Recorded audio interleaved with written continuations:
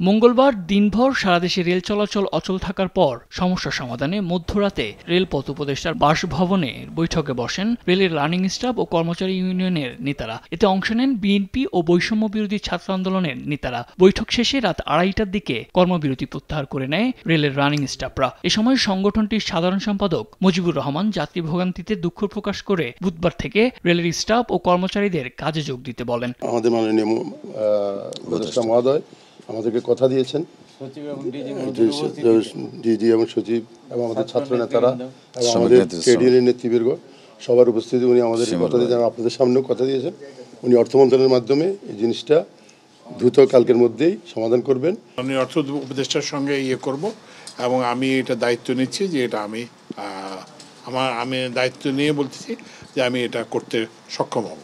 এর আগে বৈষম্য বিরোধী ছাত্র আন্দোলনের আহ্বায়ক হাসনাত আব্দুল্লাহ ফেসবুকে দেওয়া এক পোস্টে বলেন, রেল কর্মকর্তা ও কর্মচারীদের ধর্মঘট প্রত্যাহার করা হয়েছে। শ্রমিক নেতাদের সাথে নিয়ে রেলের কর্মকর্তা ও কর্মচারীদের সমস্যার সমাধান করতে রেল উপদেষ্টার সাথে দেখা করার কথাও জানান তিনি।